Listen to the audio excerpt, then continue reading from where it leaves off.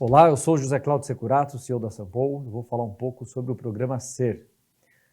O programa SER foi feito para altíssima liderança e com duas grandes bases, dois grandes fundamentos. Primeiro, compreender um novo mundo que emerge. Segundo, melhorar a visão sobre os processos de decisão. Nós estamos vivendo hoje uma das maiores transformações dos laços sociais nos últimos 2.600 anos. Isso significa que a relação entre as pessoas é diferente. A gente sai do mundo moderno, que é um mundo hierárquico, um mundo de padrões, por isso muito previsível, muito padronizado, e vai para o mundo contemporâneo, que é um mundo horizontal, com baixa hierarquia e, portanto, muito mais diverso, muito mais plural, muito mais colaborativo, muito mais surpreendente. Esses dois mundos se chocam, são contrários. Ao mesmo tempo, no programa, nós vamos ver como eles podem se complementar e como a ambidestria passa a ser um fenômeno fundamental para qualquer executivo, para qualquer conselheiro. Além disso, o segundo grande ponto do programa é falar sobre processo de decisão. Na nossa visão, as pessoas compreendem muito pouco como cada um de nós tomamos as decisões. Se a gente não consegue compreender como nós tomamos as decisões, como nós vamos compreender as decisões que os outros estão tomando? E as decisões colegiadas? Como nós vamos entender e, de alguma forma, influenciar positivamente esses processos? A maior parte das pessoas ignora o processo de decisão, os fenômenos de consideração, de decisão, de escolha, em que momento acontecem ruídos, vieses cognitivos, tudo que pode atrapalhar o processo de decisão e deixar ele, obviamente, distante do que seria a melhor decisão, a decisão mais efetiva para determinada situação.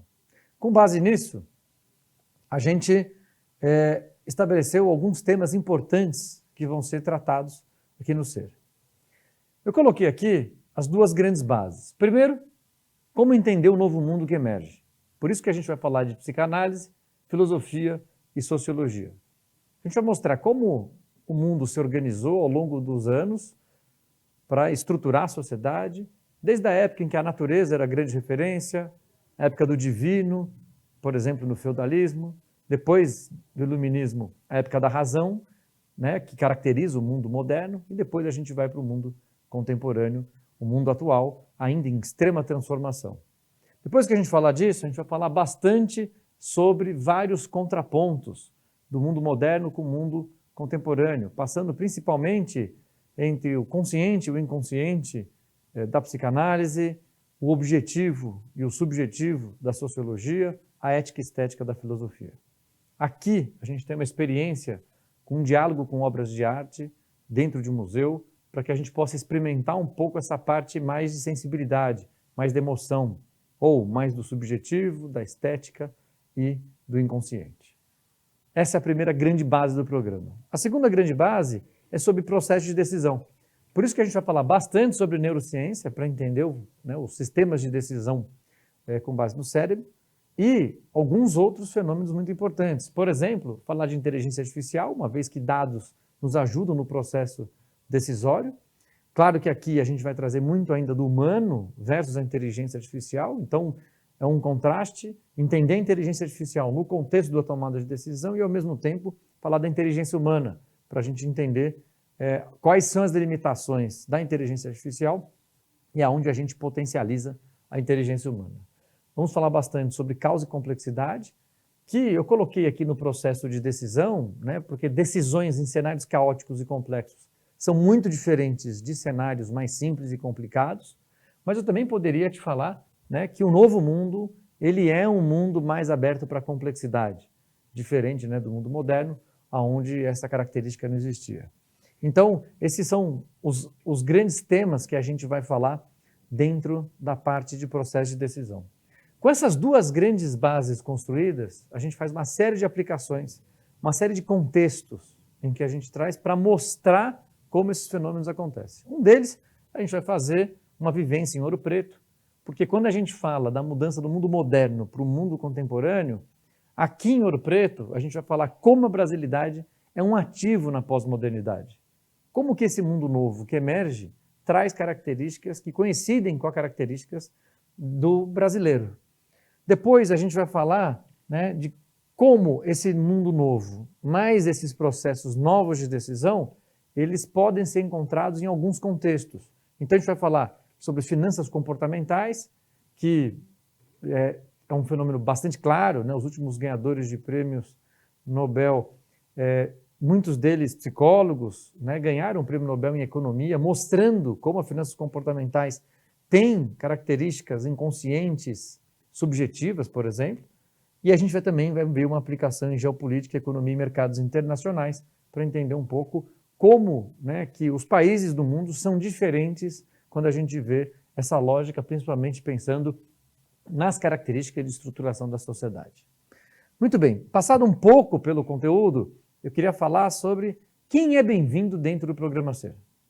A ideia central são pessoas que não estão satisfeitas, né, com o que as organizações estão fazendo hoje. Pessoas que são inquietas. Pessoas que captaram que existem coisas novas, dúvidas, perguntas, e que querem de alguma forma participar desse contexto. Eu coloquei algumas características. Primeiro, procuramos pessoas incomodadas com o mundo corporativo. Né? O programa não chama ser à toa. Né? Ser, em contraposição, a representar. O mundo corporativo é um teatro corporativo, que piora tanto a possibilidade de discutir o novo mundo, quanto viesa completamente os processos decisórios, né? Chegando até a discussões sobre o livre-arbítrio numa decisão coletiva, ou quantas pessoas têm vieses de coletivos de forma a atrapalhar as decisões organizacionais. Depois, queremos pessoas que queiram ser protagonistas desse novo mundo. Né? Não é para todo mundo essa característica. Muitas pessoas querem simplesmente continuar nas suas posições como executivos, como conselheiros, né? Esperar o tempo passar e deixar que outras pessoas enderecem esses temas. Queremos pessoas que querem desafiar o status quo, portanto. E, mais uma vez, não é uma característica para todos. Por isso que o ser não é para todos. O ser é para pessoas que, de fato, querem encarar essas transformações. Pessoas que já superaram os desafios convencionais de gestão e de liderança. O Ser não é um programa em que a gente vai falar de finanças, governança, estratégia de uma forma convencional. A gente vai falar, sim, de estratégia e liderança, mas de uma forma muito mais profunda, atacando grandes bases, como a mudança de mundo e a decisão, como eu já comentei. Queremos pessoas, portanto, que aceitem o desafio de embarcar no desconhecido desconhecido, ou seja, naquilo que elas não sabem que elas não sabem. Diferente do que naturalmente as pessoas procuram em termos de desenvolvimento, que é se capacitar em temas que elas já sabem. Ela sabe que ela sabe tal tema e ela vai fazer ali aparar algumas arestas, ou eventualmente temas novos, que são muito importantes, né, que é o conhecido e desconhecido. Eu sei que eu não sei sobre inteligência artificial e vou fazer um programa de inteligência artificial, que obviamente é muito relevante. A São Paulo mesmo tem um programa super sênior nessa linha. O ser, portanto, ele passa com uma característica diferente. Nós vamos falar de temas que são pouco conhecidos pelas pessoas. Muito bem, fechando esse raciocínio, quem é bem-vindo no ser, portanto? Né? Acionistas, né? Todos os tipos de acionistas, o acionista que é fundador, o acionista que é herdeiro, o acionista que também é executivo ou conselheiro. Conselheiros, né? E claro que tem, né, conselheiros independentes, conselheiros acionistas, né? Ou executivos que também acumulam posição, né, de conselheiros. Então, os conselheiros, de forma geral, têm um papel fundamental na mudança dos rumos das organizações para entender esse novo mundo e melhorar os processos de decisão, principalmente entre colegiados. CEOs, né, que é o grande foco, a gente acredita bastante, né, uma parte relevante da turma vem de CEOs.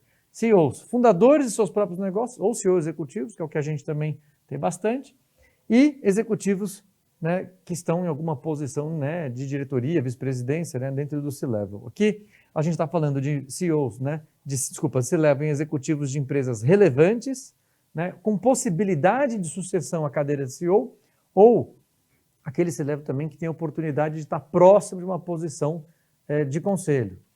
Agora, mais do que o cargo, o que a gente realmente procura são pessoas que queiram, de fato, encarar essas transformações e ter uma nova compreensão sobre o que é o mundo o que é o mundo dos negócios nesse novo contexto, entender porque tem diversas empresas crescendo de uma forma desproporcional, embora o momento seja de extrema incerteza em termos globais, e que, de fato, queiram fazer parte das discussões em sala, trocar experiência e aproveitar essa grande comunidade do ser, que é uma comunidade extremamente relevante.